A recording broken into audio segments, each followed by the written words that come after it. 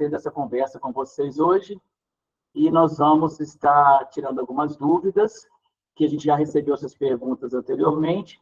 Infelizmente, nós não vamos abrir para perguntas, abrir o microfone, mas vamos abrir para pergunta pelo chat, fique à vontade para escrever, caso surja alguma dúvida. E as questões mais de cunho pessoal, né, as particularidades, nós vamos registrar e vamos estar entrando em contato com o servidor para poder tirar essas dúvidas pessoalmente, tá bom? Gostaria de apresentar a nossa equipe. Eu sou o Pedro, atualmente eu estou à chefia da DSS. A nossa equipe que vai estar trabalhando com vocês hoje vai ser o Roberto, que é assistente administrativo, chefe de expediente da unidade, a Arieta, que é a nossa técnica de enfermagem, e a Melissa, que é a auxiliar administrativo também, que trabalha junto com a gente no expediente da DSS. Então, passo agora a palavra para o Roberto. Fique à vontade, Roberto. Bom dia, pessoal. Bom dia, colegas. Meu nome é Roberto, sou assistente de administração aqui da PGP, atuo na DSS, como técnico de apoio aqui da rede CIAS. E sou um membro da equipe multiprofissional, que atua também com o tema atestados médicos. Inicialmente, eu vou fazer uma breve apresentação para vocês, com base nas dúvidas que já foram enviadas, pegando o contexto mesmo do envio do atestado médico, da licença para tratamento da própria saúde, da licença por motivo de doença em pessoa da família. Vou trabalhar um pouquinho esse tema nessa apresentação. E à medida que vocês forem tendo dúvidas, já vão escrevendo no chat, que aí a equipe já vai compilando essas dúvidas para a gente ir conversando no final. Se também vocês ainda continuarem com dúvida ou tiver alguma coisa, alguma situação pessoal que vocês quiserem esclarecer, depois vocês podem encaminhar e-mail para saudeocupacional@ufv.br, repetindo, saudeocupacional@ufv.br. Com essas dúvidas, com a dúvida individual de vocês, terem visto, às vezes, algum contexto, que aí vocês não vão querer expor aqui, mas vão querer esclarecer depois, que aí a gente vai poder adotar 3 opções de atendimento. A gente pode responder pelo e-mail, né, se for uma questão mais legal, que a gente quiser pontuar. A gente pode entrar em contato por telefone, ou até agendar uma reunião particular com chamada de vídeo, ou, em alguns casos, até atendimento presencial, a depender da situação. Então, fiquem à vontade para mandar dúvida aqui no chat ou por e-mail, da forma que vocês desejarem. Vou iniciar a apresentação aqui agora, e aí depois a gente volta para esclarecer as dúvidas. A apresentação de atestados médicos. Quando o servidor solicita um dia ou mais de licença para tratamento de saúde, ou seja, a partir de um dia, no qual é solicitado a licença para tratamento de saúde, esse atestado precisa ser encaminhado via SOLGOV. O prazo legal estabelecido em portarias normativas e no Decreto Federal 8.003 é de até 5 dias corridos, contado da data do início do afastamento do servidor. Ou seja, o atestado tem que ser enviado pela plataforma SOLGOV em até 5 dias corridos, contado da data do início do afastamento do servidor. Lá no SOLGOV, você vai na opção Minha Saúde, Atestado, Incluir, e vai seguir, né, o passo a passo mesmo que vai sendo apresentado, vai ser solicitado para vocês a informação. A não apresentação do atestado no prazo previsto, salvo por motivo justificado, caracterizará a falta do serviço. Tá? Se vocês perderem esse prazo, tem que fazer uma justificativa. Essa justificativa tem que ser comprovada. Como, por exemplo, se o servidor estiver internado, ele não tem como enviar o atestado no prazo. Então, ele vai colocar como justificativa e vai mandar o sumário de aula, e aí vai estar justificado. Enviando o atestado médico, se a perícia médica não for dispensada, não houver dispensa de perícia, tem que ser agendada a perícia médica. E esse agendamento de perícia, ele é realizado via SOLGOV e é encaminhado para o e-mail do servidor as informações com a data, né, local e horário da perícia. A perícia ela é presencial, tá? Embora, quando vocês vão enviar no SOLGOV lá, aparece uma janelinha lá falando se autoriza a perícia por videoconferência, mas ainda não é possível, porque o CIAS, ele até permite a perícia por videoconferência, mas o Conselho Federal de Medicina veta. Então, os médicos não podem realizar com base nessa instrução do CFM. Então, a perícia é presencial. E o não comparecimento do servidor à avaliação pericial agendada também caracteriza a falta ao serviço, exceto se houver um motivo justificado e comprovado. Como, por exemplo, o servidor está doente no dia. Ele não tem como comparecer que está passando mal e vai mandar um documento médico comprovando isso e aí vai ser agendado uma nova data. Do mais, ele tem que comparecer à perícia. Conforme eu comentei anteriormente, existem opções a possibilidade de dispensa da perícia. Tá? Aí, nesse slide, eu estou falando apenas da licença para o próprio servidor. Mas a regra é bem parecida por motivo de doença pessoal da família também. Para ser dispensado de perícia, o número total de licenças para a própria saúde, no período de 12 meses, tem que ser de até 14 dias. Ou seja, vai somar, né, os afastamentos que o servidor tem nos últimos 12 meses, incluindo o atestado que ele está apresentando. Se der mais de 14 dias, não há dispensa de perícia. Mesmo que o atestado for de um dia, tem que fazer perícia. Tá? Agora, se for menos de 14 dias, aí vai para a análise do próximo critério, que é a identificação no atestado médico e no SOGOV do CID do servidor, que é o Código Internacional de Doença, que tenha o diagnóstico do servidor. O CID, ele não é obrigatório, só que ele é critério para dispensa de perícia. Então, por exemplo, a pessoa nunca tirou atestado na vida, ela mandou atestado de um dia, ela não autorizou o médico a colocar o CID, aí não vai ter a dispensa de perícia. Se o atestado consta o CID, às vezes está lá, mas o servidor, na hora de colocar no seu GOV, não inseriu esse CID, também não tem dispensa de perícia, o sistema não permite que a gente faça isso administrativamente. Só o perito que pode colocar. E se for CID genérico, que não tem o diagnóstico do servidor ou familiar, também não há dispensa de perícia. Como um exemplo de CID genérico, que eu vou comentar com vocês, é o CID 236.3, que ele fala assim, pessoa em boa saúde acompanhando pessoa doente. Não dispensa de perícia, porque não é diagnóstico, né? Nem do servidor, nem do familiar. Então, fique atento. Para fins de dispensa de perícia, tá? Apenas para esse fim, o CID é obrigatório. Mas, se o servidor não quiser autorizar, não precisa. Se o médico não quiser colocar, não precisa. Porém, não vai haver dispensa da perícia. Aí, a perícia será agendada pelo SOGOV, o servidor vai comparecer presencialmente, e aí vai ser feita a perícia normalmente daquele atestado.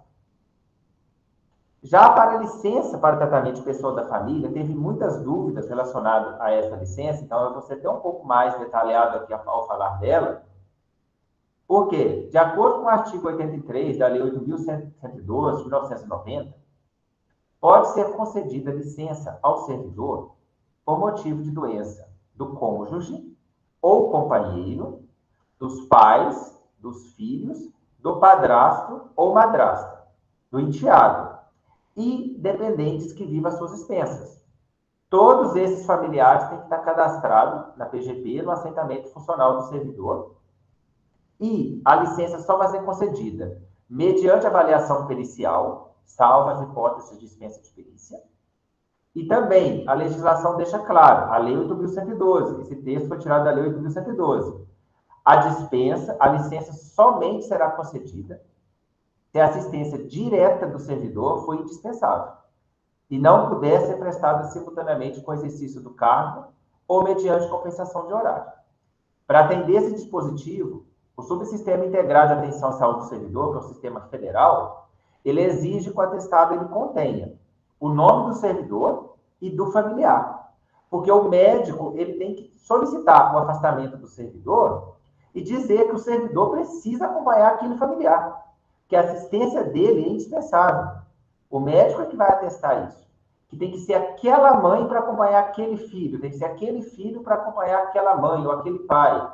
E não pode ser outra pessoa, tem que ser aquela pessoa. Então, por isso que é necessário no atestado ter o nome do servidor que vai ser afastado e o nome do familiar que vai ser acompanhado. E aí o médico tem que pedir o afastamento desse servidor para acompanhar aquele familiar. Então, nesse contexto, o atestado médico ele necessariamente precisa conter. Isso aí ele precisa conter independentemente de dispensa de perícia ou não. O atestado ele tem que constar o nome completo do servidor e do familiar que foi acompanhado. Isso tem que estar lá.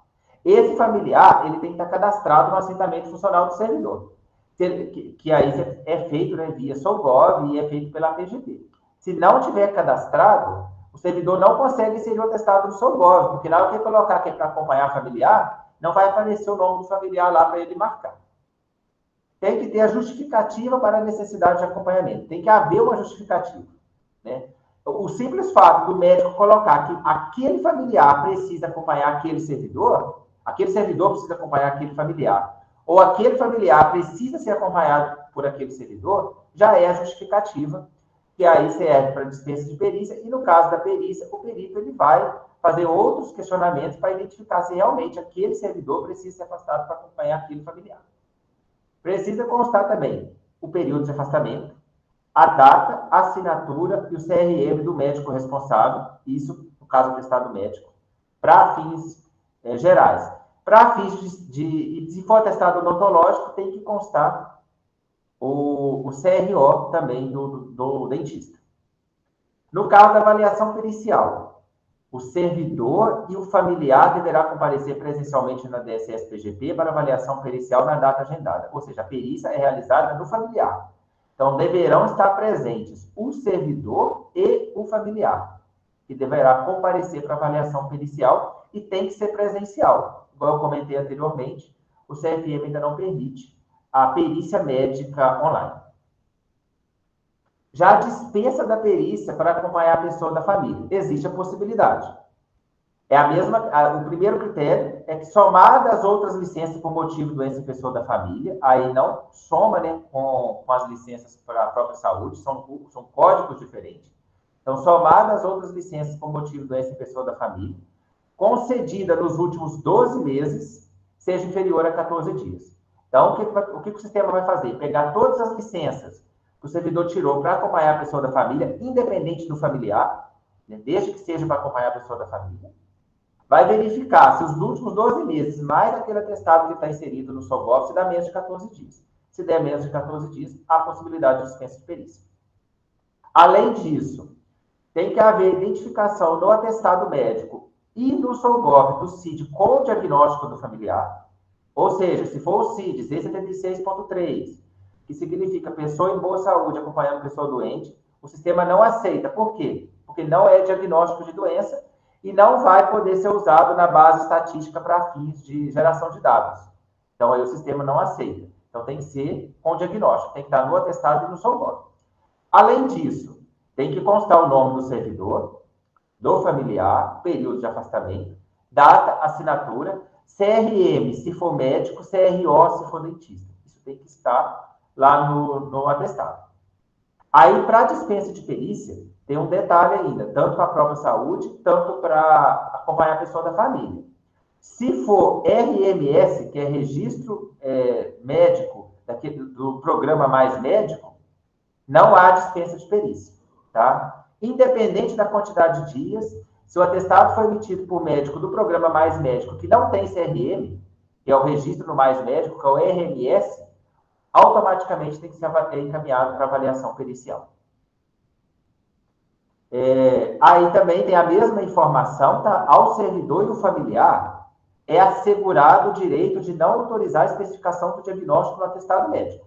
Então, ou seja, o CID não é obrigatório. Só que se não tiver o CID, o servidor e o familiar deverão submeter-se à perícia oficial, ainda que a licença não exceda o prazo previsto. Se for atestado de um dia, está sem CID, tem que marcar a perícia presencial, tem que comparecer o servidor, o familiar e fazer a perícia. O familiar, ele precisa estar cadastrado no assentamento funcional do servidor, que é um cadastro que é feito lá na PGP, a pessoa solicita pelo SOGOV, na opção incluir dependente, e aí é feito o cadastro.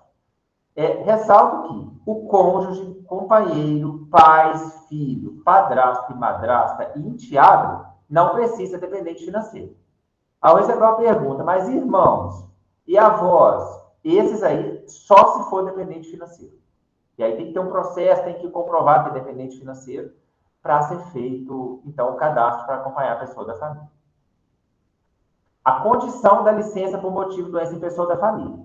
De acordo com a Lei 8.112, essa licença ela pode ser concedida 60 dias com remuneração, no período de 12 meses, Aí, gente, é pela natureza da licença, independente do familiar.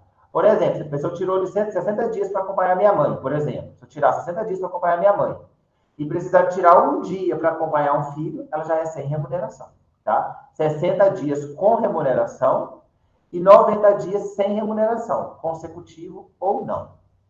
Como que funciona essa licença sem remuneração? A pessoa manda o atestado no SOGOV, é agendada a perícia, se a licença for concedida, na folha seguinte, ou seja, no contra-cheque seguinte, ela vem em forma de desconto. É um desconto de licença por motivo da doença pessoa da família, sem remuneração.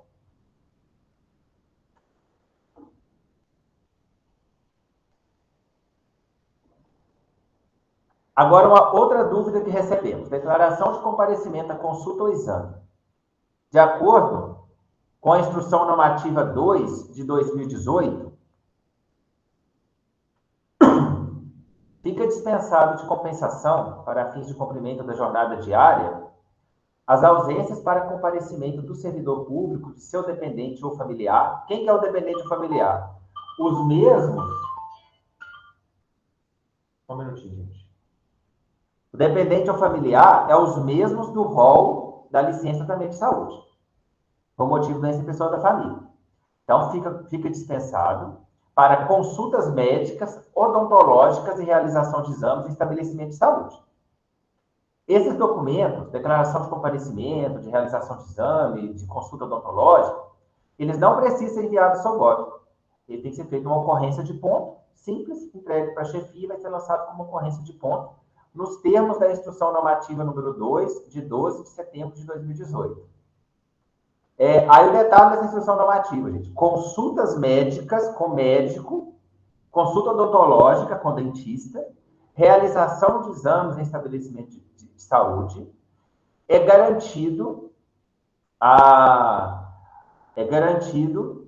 no caso, a dispensa do ponto, incluindo o período de deslocamento. Então, a chefia, ela vai pegar essa declaração, vai fazer uma ocorrência de ponto e vai abonar, incluindo o período de deslocamento.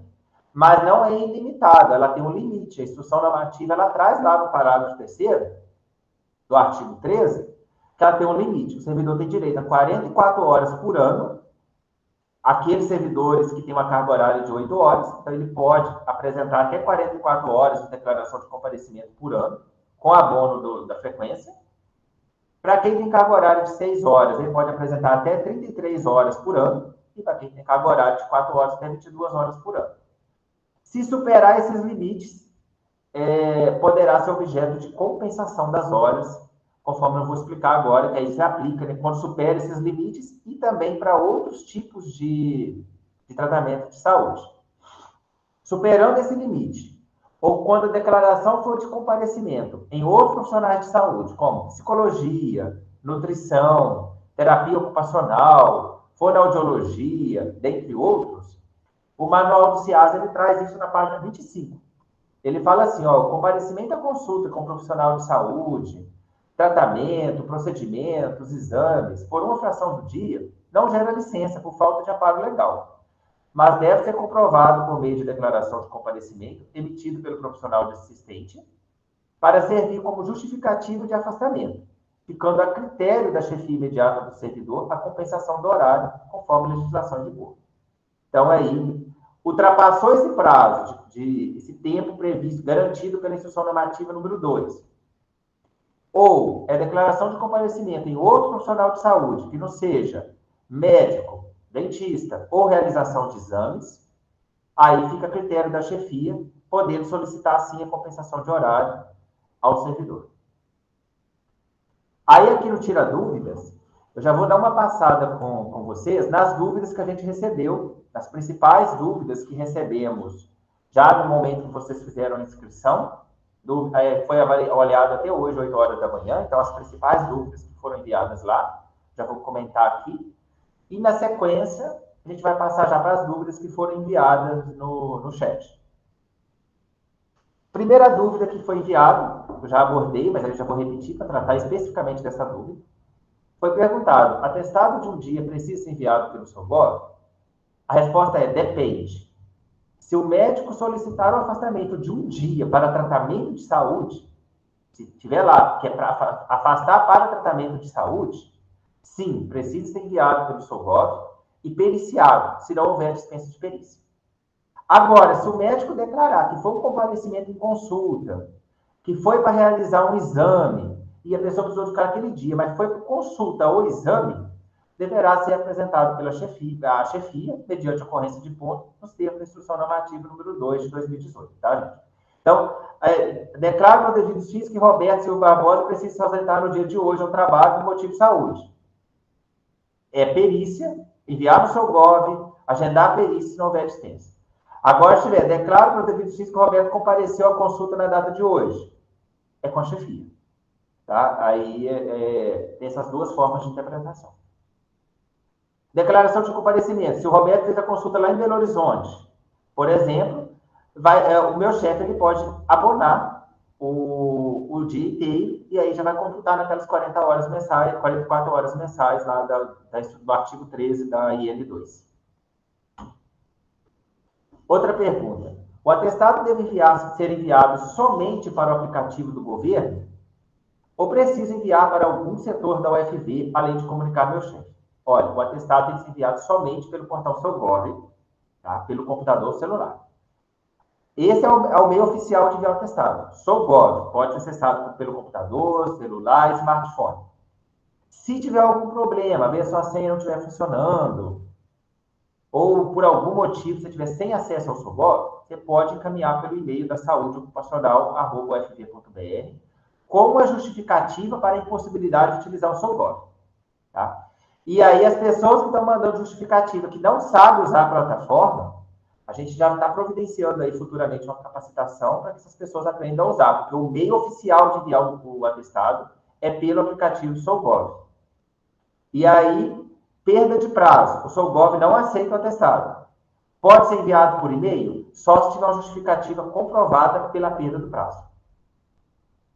O portal SOGOV, ele está encarregado de encaminhar e-mail para a chefia, informando o envio do atestado pelo servidor. Ou seja, ele informa para o chefe que o servidor enviou o atestado, que foi solicitado tantos dias de afastamento a partir daquela data. O SOGOV não informa o CID do servidor, não envia cópia do atestado, nem nada, porque isso é dado sigiloso. Tá? A DSS agendará a perícia e cadastrará a ocorrência no sistema de SISREP. O que acontece? O que a legislação diz? A DSS ela tem que receber o atestado e agendar a perícia imediatamente. Tá? A perícia tem que ser agendada imediatamente para que o servidor seja periciado e o médico perito possa avaliar a capacidade laborativa do servidor e verificar quantos dias, de fato, ele precisa ficar afastado do trabalho. Então, a perícia tem que ser agendada dentro do período atestado o mais rápido possível. Então, sempre a perícia é agendada tão logo o atestado chega. Se por uma questão operacional a DSS não tiver condição de agendar a perícia logo no início, aí sim haverá um registro provisório para fins de frequência e a perícia será agendada assim que possível. E o servidor ele tem que comparecer na perícia na data agendada, a não ser que ele tiver um motivo justificado e comprovado para não fazer esse comparecimento, aí vai encaminhar no e-mail esse motivo justificado, comprovado, para ser analisado aqui pela equipe multiprofissional. Nós orientamos o servidor a informar a chefia que ele está de licença, mas não precisa enviar o atestado médico, é só informar, porque às vezes o cadastro na base de dados do SIAP, às vezes não está atualizado, às vezes o sistema, mesmo por alguma falha, não informa a chefia que o servidor está de licença. Então, é importante, sim, o servidor informar que está de licença, mas não precisa enviar o atestado devido ao sigilo médico. O atestado é pelo SOGOV. Quem vai ter acesso a esse atestado são só as pessoas que têm autorização pelo governo federal, a partir do CIAS, para visualizar essas informações, e o médico perito. Somente a equipe da DSS e alguns membros da equipe, não são todos também.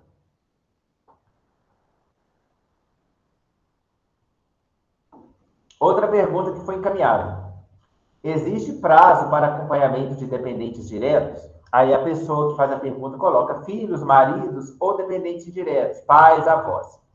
Lembrando, gente, o rol da Lei 8.112 não existe essa questão de dependente direto e indireto, não. São dependentes para fim de licença motivo da inspeção da família, o cônjuge, companheiro, pais, filhos, padrasto, madrasta, enteado ou dependente que vive as dispensas e consta o assentamento funcional do servidor. Ou seja, avós, irmãos, sogro, sogra, é só se viver as dispensas, for comprovado que vive as dispensas e estiver no assentamento funcional do servidor.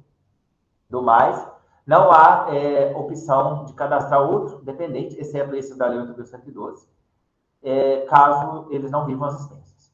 Então, conforme comentamos, né, 60 dias de licença consecutivos ou não com remuneração, e tem a possibilidade de mais 90 dias consecutivos ou não sem remuneração. Todas essas, tanto a com ou a sem remuneração, precisam de avaliação pericial. A avaliação pericial é obrigatória, tem que estar presente o servidor familiar que foi acompanhado. Além disso, para reforçar, no atestado tem que ter o nome do servidor e do familiar que foi acompanhado. Então, reforçando, avós, tios, irmãos, somente se for dependente financeiro e estiver cadastrado no assentamento funcional do servidor. Aqui eu já falei, já trago aí, só reforçando mesmo a questão do que precisa constar no atestado. A licença somente será concedida se a assistência direta do servidor for indispensável e não puder ser prestado simultaneamente com o exercício do cargo mediante compensação de horário. Isso está na Lei 8.112, tá, gente? Não é nós que estamos inventando, não é nada. Está na Lei 8.112 e o governo exige que seja cumprido. Por isso que tem que ter lá o nome do servidor, o nome do familiar, o médico assistente tem que atestar que é aquele servidor que tem que acompanhar aquele familiar. Né? A gente tem que seguir, como a gente tem um outro servidor que questionou aqui, mas às vezes é uma questão de lógica, porque se eu vou acompanhar, se meu filho ele é menor, sou eu que sou a mãe que tem que acompanhar. Infelizmente, a gente vai pelo princípio da legalidade. É o que está na legislação. Então, o médico tem que atestar que aquela mãe precisa acompanhar aquele filho. Outra pergunta que veio lá no momento da inscrição. Para incluir meus pais, preciso cadastrá-los na PGP como dependente ou somente no aplicativo Sogov? É a mesma coisa, tá, gente? O cadastro é feito pelo aplicativo Sogov. Antigamente, há um tempo atrás, sim, você tinha um cadastro feito via processo 6 na PGP. Agora você vai entrar lá no aplicativo Sogov e incluir dependente. Aí você vai ter um passo a passo ali para cadastrar. Mas se tiverem dúvida, tiver dificuldade com o cadastro, quiserem saber se o servidor está cadastrado, entre em contato com o serviço de cadastro da PGP. Eles vão te informar isso direitinho. Destacando aqui, o cônjuge, companheiro, pais, filho, padrasto ou madrasto, enteado, para fins de licença para tratamento de saúde, tá? Somente para esse fim, não precisa de dependente financeiro. Por exemplo, a minha mãe é cadastrada, eu posso tirar licença para acompanhá-la e ela não é minha dependente financeira, tá? Então, esse rol de familiar não precisa de ser dependente financeiro. Aí, outra pergunta que veio lá no momento da inscrição. Essas ausências justificadas por atestado precisam ser compensadas no futuro para fins de aposentadoria? Não, gente, não precisa. Tá? A licença também da própria saúde ou a licença por motivo de doença pessoa da família, elas não precisam ser compensadas para fins de aposentadoria. O que gerou a dúvida dessa pessoa, e a pessoa questionou isso lá ou a outra pessoa fez uma pergunta parecida questionando isso, é uma previsão na Lei 8.112 do efetivo exercício, da licença de tratamento de saúde como efetivo exercício, tá? Que pegando o texto lá, o prazo para licença de tratamento de saúde será considerado como efetivo exercício até o limite de 24 meses, cumulativo ao longo do tempo de serviço. Esse 24 meses de licença, como efetivo exercício, é para fins de progressão e promoção no plano de carreira. Então, por exemplo, se eu tirei 2 anos de licença, porque eu tive um agravo, por exemplo, tirei 2 anos de licença. Aí eu precisei tirar mais 6 meses daqui a 10 anos. Esses 6 meses, ele vai contar para a aposentadoria e para a disponibilidade, mas ele não vai contar para a minha progressão funcional na UFB, para ascensão, promoção, para progressão, né? Que esses tempos lá do TCC-TAI não vai contar. Só para isso. Mas, respondendo a pergunta, não precisa compensar para fins de aposentadoria. Aí uma outra pergunta, né, que eu já respondi lá atrás, mas eu só vou frisar aqui. Há limites de emissão de atestado de comparecimento à consulta por ano para acompanhar filhos que estão doentes em consulta? Aí foi uma questão.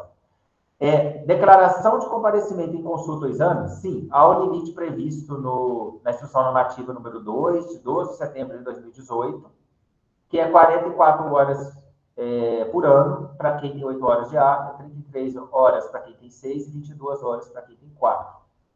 E aí a própria norma fala, né? Se superar os limites, poderá ser objeto de compensação. Uma outra pergunta que foi enviada lá no formulário. Entregamos o atestado de comparecimento original para o chefe imediato ou uma cópia? Devemos guardar uma cópia por segurança? Olha, nós indicamos que sim, tá? Guarde uma cópia. Que vai que acontece alguma coisa que perde? Não guarde uma cópia. Pode ser que você tire uma foto, manda lá para o seu e-mail e guarde essa cópia até o lançamento da frequência. Se possível, guarde uma cópia da ocorrência de ponto também. É bom para se resguardar. Outra questão que foi questionado lá. Em relação ao atestado médico, sempre que o médico emitir um atestado de que não estou podendo realizar atividades e se comprovado a perícia médica poderia me afastar? Sim. Assim que o médico emitir o atestado, você está de licença e deve ser afastado do trabalho. Tá? Assim que for emitido o atestado. Aí cabe a DSS agendar a perícia. Se não for dispensado de perícia, a DSS vai agendar a perícia. Aí a perícia vai definir depois a quantidade de licença que você precisa. Mas, sim, o médico emitiu o atestado, você está de licença até a realização da perícia e comprovado por perícia médica, você já está afastado pelo período que for definido pela perícia médica. Uma outra pergunta que foi enviada lá. Acordei passando mal e faltei ao trabalho. O que fazer quando só conseguiu o atestado no dia seguinte? Como abonar ou justificar a falta do dia anterior? Olha, só se seu médico assistente colocar no atestado que você estava doente no dia anterior, tá? Porque a licença inicia na data em que o seu médico assistente solicitar o seu afastamento do trabalho.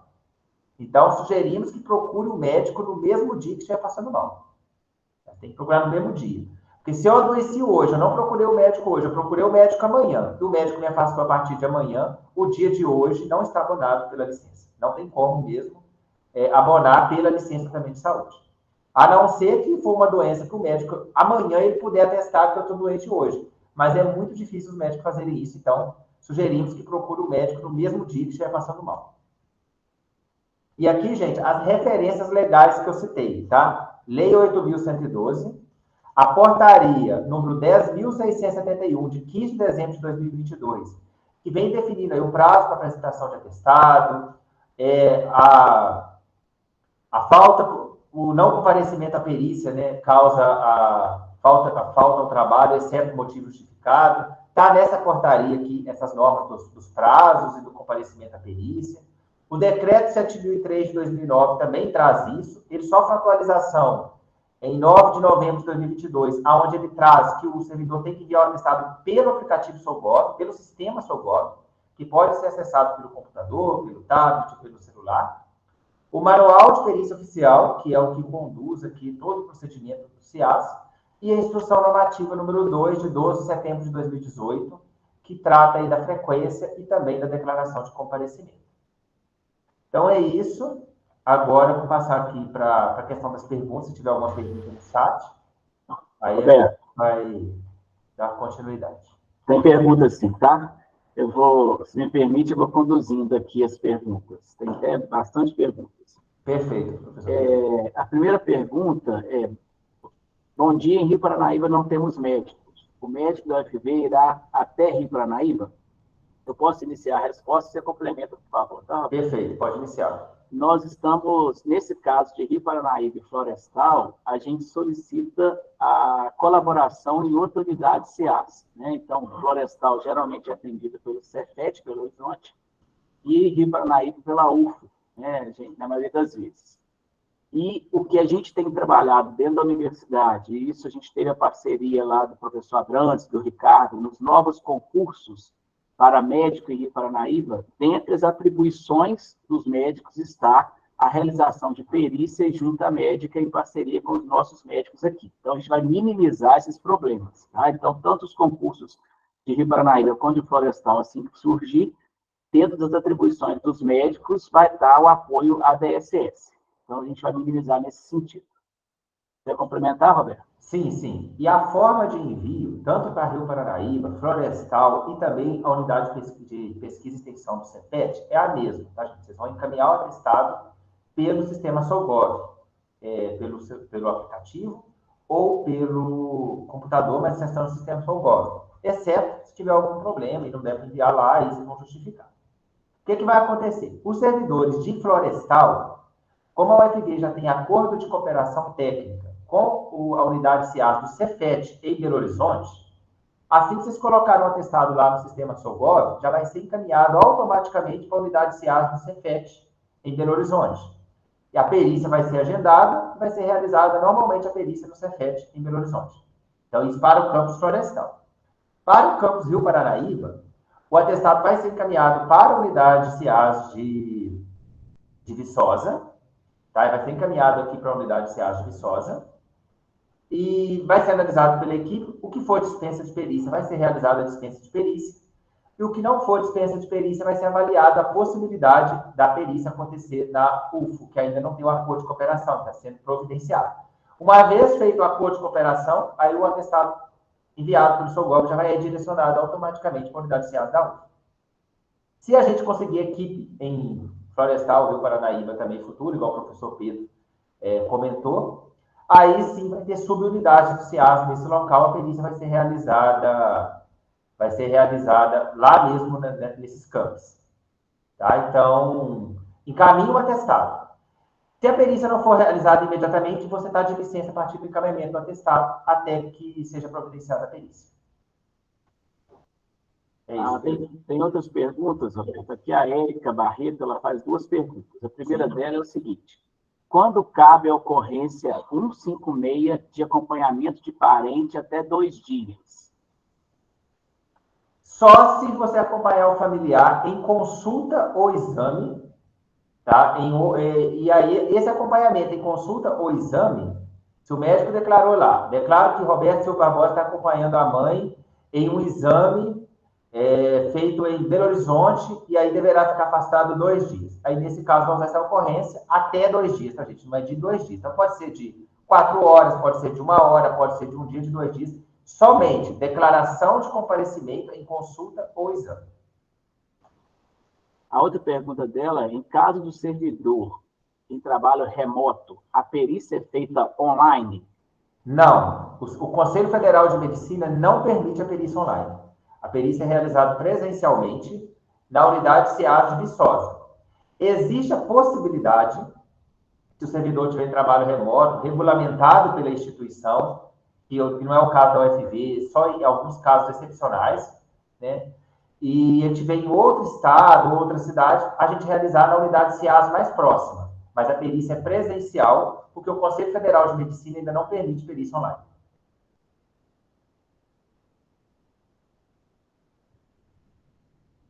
Pedro, não estou te ouvindo. A Ana Paula Pereira Castro, está ouvindo agora? Agora sim, sim. Ela traz a seguinte questão: quem trabalha 8 horas por dia só tem 5 dias no ano para acompanhar pai, mãe e filho nas consultas médicas? Esse prazo previsto pela IN 18, artigo 13, é 44 horas por ano. Então, vai dar mais ou menos 5 dias. E é isso, tá? Inclui tudo, para acompanhar para a própria pessoa e pessoa da família. Aí, nesse caso de declaração de comparecimento, não conta em separado. Roberto, por favor, você pode repetir, porque travou a sua internet, tá? Perfeito. Deixa eu até entrar aqui no slide, que eu vou responder essa pergunta mostrando já aqui. A instrução normativa... Tá dando certo, Pedro? Travou de novo. E olha que eu estou com a internet de fibra. Ó, a instrução normativa número 2, de 12 de dezembro de 2018, ele coloca num rol só: ficam dispensados de compensação para fins de cumprimento da jornada diária as ausências para seu dependente ou familiar, as consultas médicas, odontológicas e realização de exames. Tá bom? Travou de novo, Roberto. Vamos aguardar um pouquinho, então, para ver se a conexão estabiliza. Deixa eu fazer uma questão aqui, se eu tirar o fundo, que às vezes esse fundo esteja... Alguém me falou para fechar a câmera, talvez seja uma boa ideia. Então, tá fluindo agora? Pode ir. Vamos testar. Se travar, você me avisa. Respondendo essa pergunta, então. A instrução normativa, número 2, de 12 de setembro de 2018, realmente ela dá só esse prazo, tá, gente? Vou te repetir aqui, ó. Fica dispensado de compensação para fins de cumprimento de jornada diária, as ausências para comparecimento do servidor, de seu dependente ou familiar, as consultas médicas e odontológicas e realização de exames no estabelecimento de saúde. Então, para consulta médica, tá? É diferente de licença. Consulta médica, odontológica e realização de exames, a normativa legal, ela dá só 44 horas no ano para que os servidores públicos submetidos a jornadas de 8 horas diárias. Isso para abono de frequência, incluindo o período de deslocamento. Então, soma para acompanhar a pessoa da família e soma também da própria pessoa. Ultrapassou esse limite, aí, se ultrapassar os 44 horas, por exemplo, declaração de comparecimento e consulta, é diferente, tá, gente, da licença para acompanhar a pessoa da família. Porque, por exemplo, a pessoa que perguntou, está perguntando no caso do filho, né, Pedro? Da mãe dela. Da mãe dela. Por exemplo, Ana Paula, se você precisa acompanhar sua mãe em consulta, tá? Consulta, você leva ela no médico para fazer uma consulta. Aí o médico dá uma declaração de comparecimento. Declara que a Ana Paula esteve aqui no consultório acompanhando sua mãe. Ela não te pediu para afastar, o médico não te pediu para afastar do trabalho para acompanhar ela. Foi só a declaração de consulta, você levou sua mãe para fazer um exame, para poder fazer algum procedimento simples, mas o médico não te afastou do trabalho. Ele deu uma declaração que você esteve no consultório acompanhando a sua mãe. Aí esse limite é de 44 horas no ano, incluindo, né, todos os afastamentos, para acompanhar sua mãe, para acompanhar filho, para acompanhar pai, para acompanhar cônjuge, para você mesmo. Isso é para declaração de comparecimento. Para dar licença, Ana Paula, você colocou aqui, se você quiser afastado para acompanhar ela, o médico tem que colocar. Né? Declaro que Ana Paula, colocar seu nome, precisa se afastar do trabalho, aí vai colocar o número do dia, para acompanhar e vai colocar o nome da sua mãe. Aí, nesse caso, tem que fazer a perícia, sua e da sua mãe. Você tem que comparecer presencialmente para a perícia.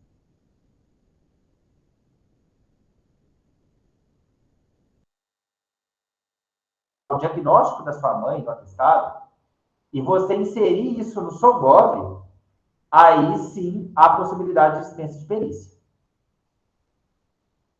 Então, em Rio Paranaíba vai ser a mesma questão, a mesma situação. Aí, se não tiver a perícia, aí, a gente não tiver perito aí para atender, vai tentar agendar a perícia na UFO.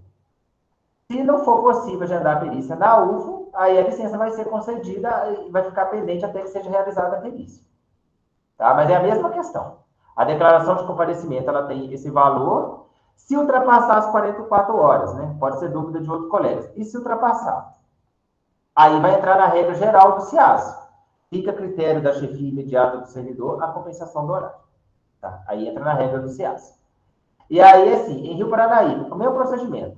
Você pegou o atestado de sua mãe, tem que dar o seu nome, tem que dar o nome dela. O médico tem que dizer que você precisa afastar do trabalho para acompanhar ela, ou que ela precisa ser acompanhada por você. Isso tem que estar no atestado. Você vai pôr no seu GOV e você vai pôr no seu GOV, vai vir aqui para Viçosa, aí a equipe do CIAS vai verificar se tem como fazer a perícia em Rio Paranaíba, na UFO.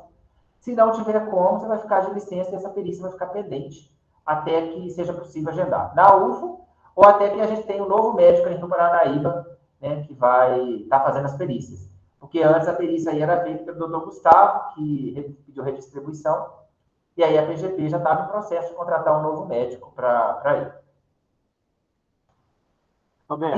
Isso. Aí, nesse caso, que gasta 12 horas para chegar, o chefe ele pode, sim, abonar as 12 horas, porque considerar o período de deslocamento. Sim, Pedro? Eu acho que nesse sentido é que travou algumas vezes a sua internet, e como você está respondendo outras questões embaixo, para alguns pode ser que esteja confuso. Sim, então, sim. Quando você complementar a resposta olhando o chat, por favor, você fala, complementando, só para a gente entender onde está indo. Tá? Combinado. Então, nessa sua resposta, acho que você também responde a questão da Larissa Elias Neto, que ela pergunta se o limite de 44 horas de ocorrência de ponto no período de 12 meses para comparecimento em consulta vale tanto para a consulta do próprio servidor quanto para o dependente. Isso você já respondeu, né? Sim, claro. Inclusive, nessa declaração de comparecimento, Se não tiver o nome do familiar, não tem problema, porque soma os dois. É diferente. Ok. Agora, para afastar, não. Para afastar é obrigatório ter o nome do familiar. Tá, ok. A Tatiane Gouveia perguntou: há um canal disponível para monitorarmos o total de horas utilizadas para cada tipo de atestado médico? Ainda não, tá? Ainda está a critério de cada chefia. É o chefe que faz esse controle. Mas é a natureza, não é cada tipo de atestado médico, não, tá? É todo tipo de declaração de comparecimento somados. Aí, por exemplo, o chefe coloca lá no REP, no relatório de conta, ele pode usar essa ferramenta, se ele quiser, pode usar outra ferramenta que ele achar necessário. E aí faz isso a partir do afastamento para consulta médica ou exame, tanto da própria pessoa quanto da pessoa da família, que essas 44 horas aqui, ela é somada, independentemente do tipo de atestado. Pedro, não estou te ouvindo.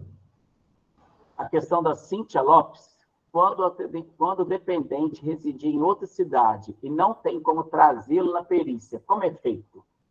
Nesse caso, você vai mandar um e-mail com essa justificativa, que é a equipe multiprofissional. A gente tem aqui na unidade CIAS, DSS de Viçosa, tem 2 assistentes sociais que cuidam desses casos especiais, que aí vai ser analisada a condição do familiar, verificar a possibilidade de perícia domiciliar, de um outro CIAS próximo. Mas, assim, a situação tem que ser resolvida a partir da perícia, porque a perícia ela é obrigatória. Mas cada caso vai ser analisado individualmente, tá? E isso deverá ser encaminhado por e-mail. Você vai ter que encaminhar também um documento médico que vai comprovar, né, que seu familiar está acamado, que ele não tem condição de andar, não tem condição de deslocar, tá? Muito importante isso. Que aí, por exemplo, você vai colocar lá que o familiar ele não pode comparecer à perícia porque ele está acamado. Aí você vai mandar um comprovante de residência dele onde ele está residindo, que aí isso vai ser analisado pela equipe multiprofissional e aí vai ser considerado toda essa questão para a gente encontrar uma solução. Não há uma solução geral, mas isso sim é analisado caso a caso, mediante a comprovação médica da impossibilidade do familiar deslocar. Só complementando, né, Roberto, o perito médico ele tem autonomia de exigir os exames, né, e as declarações, tanto da pessoa que está sendo avaliada quanto do familiar. Então, se o perito, né, avaliar que precisa de uma comprovação médica de que o seu familiar não consegue estar aqui na perícia, você tem que providenciar essa documentação.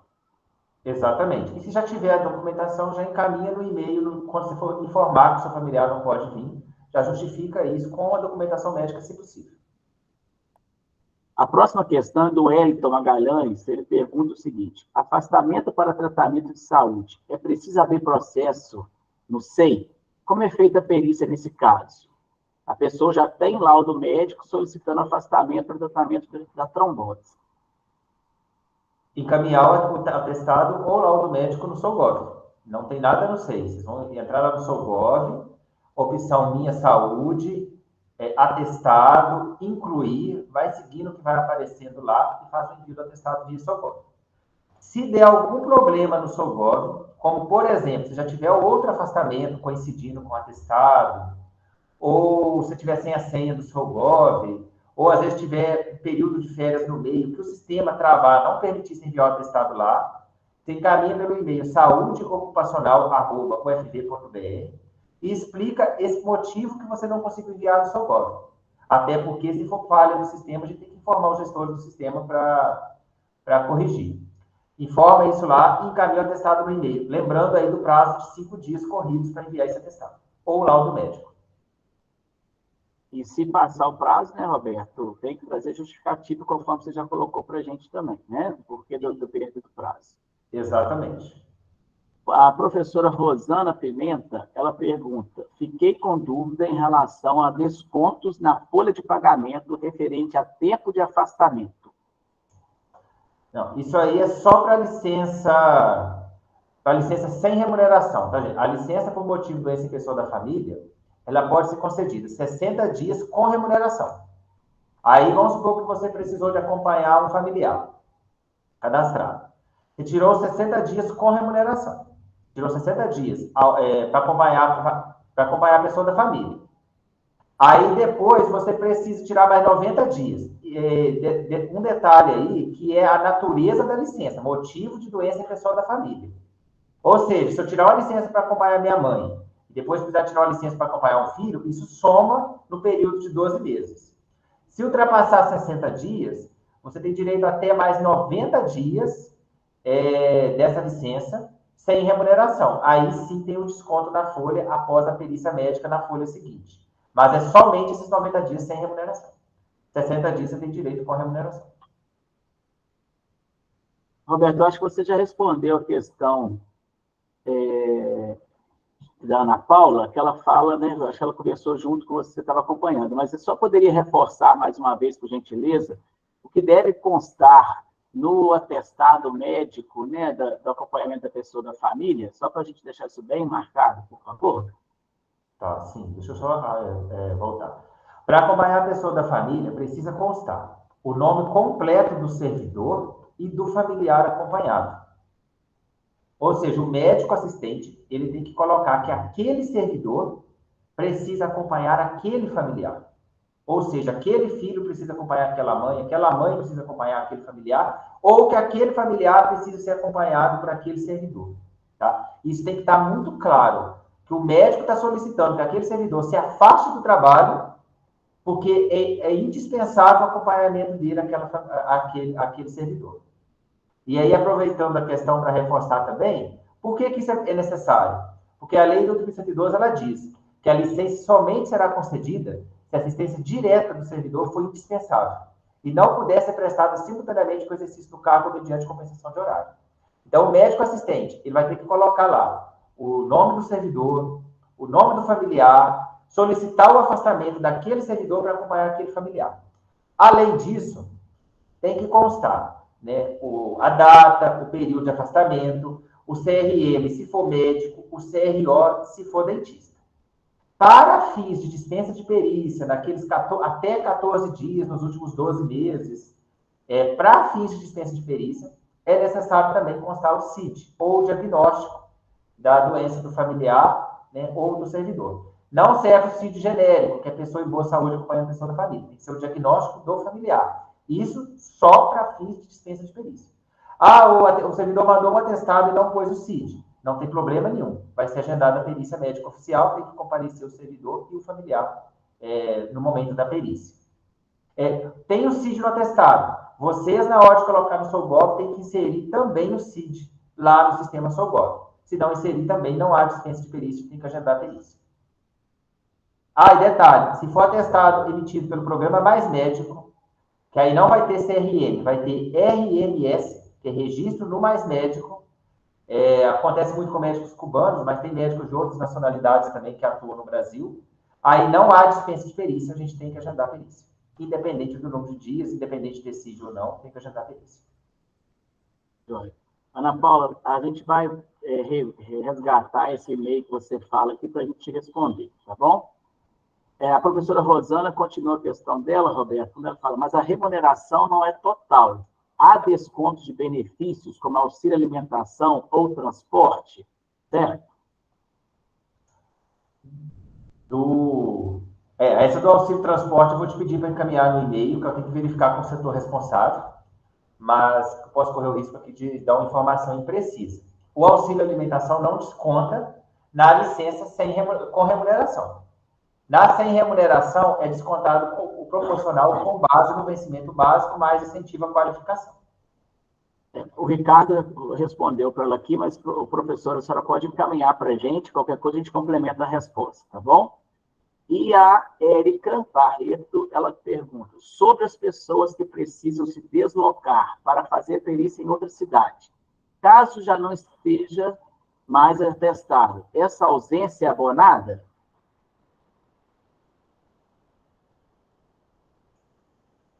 Sim, aí o dia que ela vai comparecer aqui na perícia, o dia que ela veio aqui é abonado.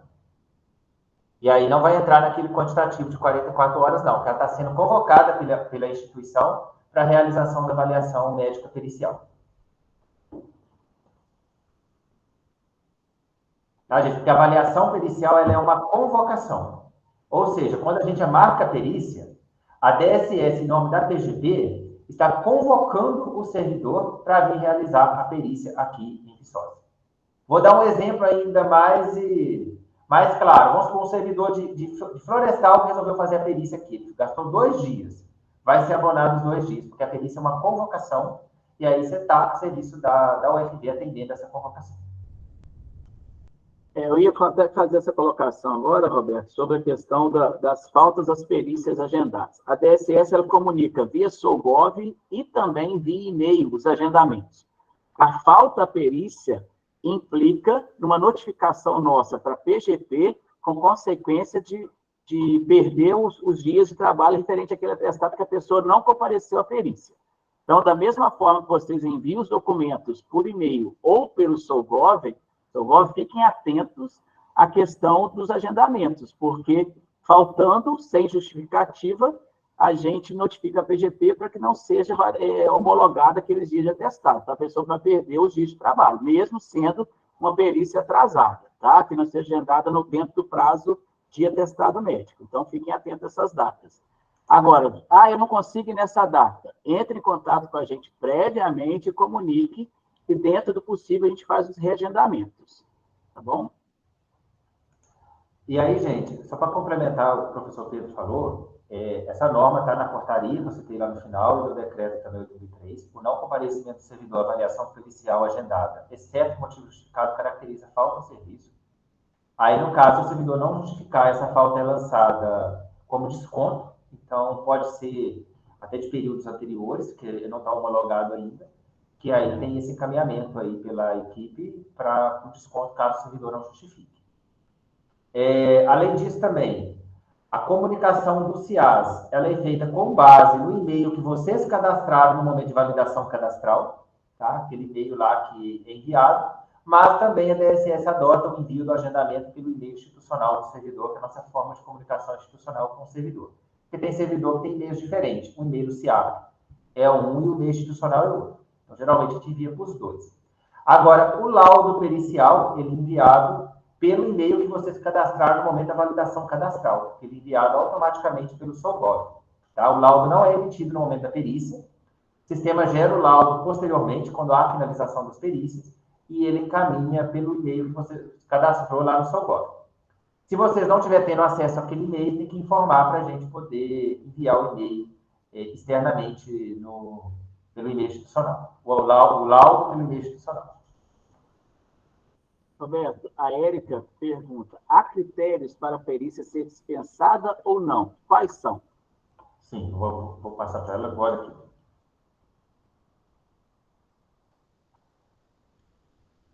Licença para o próprio servidor, tá? Eu estou tirando uma licença para mim mesmo, por exemplo. Qual que é o critério de dispensa de perícia? Primeiro critério, esses critérios são cumulativos, tá?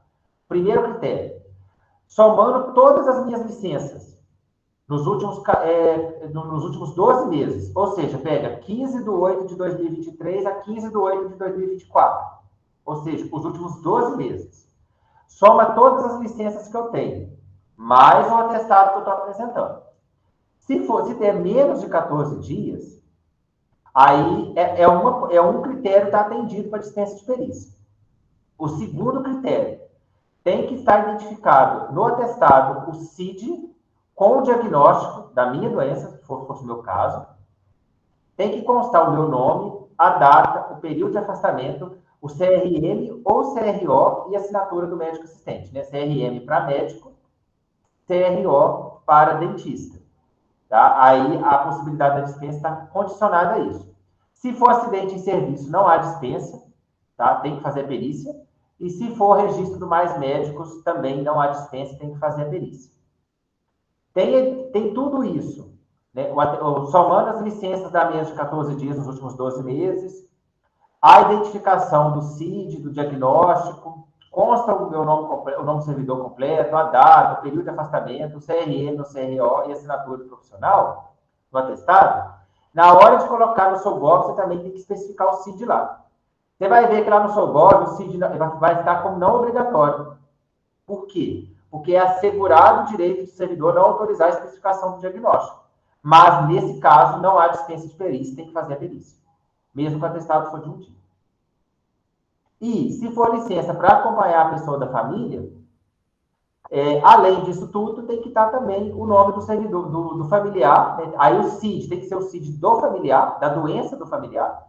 Não pode ser o CID 136.3, que fala pessoa em boa saúde acompanhando pessoa doente. E os demais itens que necessariamente tem que conter no atestado, que eu vou reforçar, que é o nome completo do servidor e do familiar acompanhado. O médico tem que solicitar que o servidor afasta para acompanhar aquele familiar, período de afastamento, data, assinatura, CRM ou CRO do profissional responsável. Roberto, a gente vai encerrar na pergunta do Wellington aqui, porque já tem 1 hora da atividade, eu tenho previsto, né? Mas a gente já deixa à disposição de vocês o e-mail, saudeocupacional@fv.br, para tirar outras dúvidas. A pergunta do Wellington é a seguinte: após enviar o atestado no GovBR, fica com status de enviado para análise. Qual o prazo que a DSS tem para validar?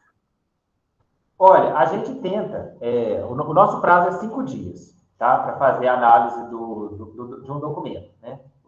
No prazo que a gente trabalha. Mas a gente tenta fazer isso o mais rápido possível. A não ser quando a gente está com falta de pessoal, mas a gente tenta assim que o atestado chega, na medida do possível, a gente tem um prazo de 5 dias, mas a gente tenta fazer antes, que é fazer a análise desse atestado, verificar se é dispensa de perícia ou não, e colocar em fila de espera para perícia. Mas, lembrando, enviou o atestado do seu golpe, você está de licença. Você só não vai estar de licença se no dia da perícia o perito te der alta. Você já está de licença a partir do envio do atestado. Aí ele vai ficar em análise até o agendamento da perícia. Pode acontecer que, devido a um excesso de demanda, igual estamos passando agora, decorrente do período de greve, né, teve uma demanda reprimida, que há uma demora no agendamento da perícia por causa dessa demanda reprimida. Nesse caso, por causa do período de greve.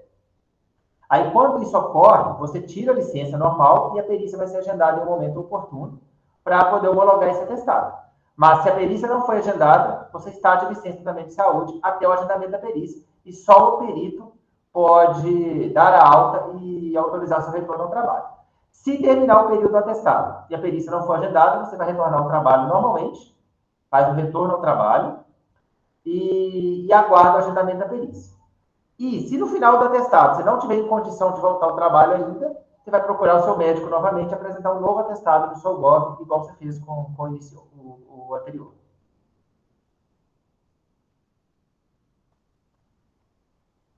Então, pessoal, a gente agradece a participação de todos, né? Então, nos colocamos à disposição para outros esclarecimentos.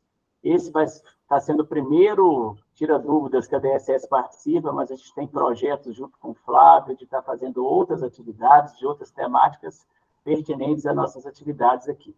Então, muito obrigado a todos e tenham todos um bom dia. Também, gente, agradeço a todos vocês pela participação. Se surgirem dúvidas ainda do que a gente falou aqui, encaminhe lá no e-mail da saúde ocupacional, @ufg.br.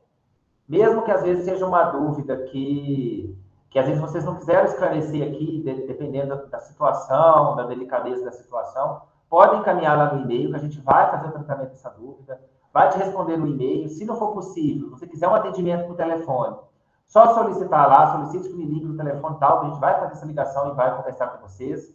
Se preferirem também, a gente pode fazer um atendimento por chamada de vídeo ou um atendimento presencial. Então, qualquer coisa, só solicitar lá no e-mail, a gente está à disposição.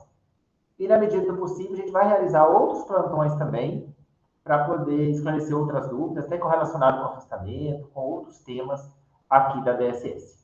Muito obrigado a todos pela participação. Muito obrigado ao professor Pedro aí pela mediação e pelo apoio. E qualquer coisa, estamos à disposição lá pelo e-mail. Muito obrigado.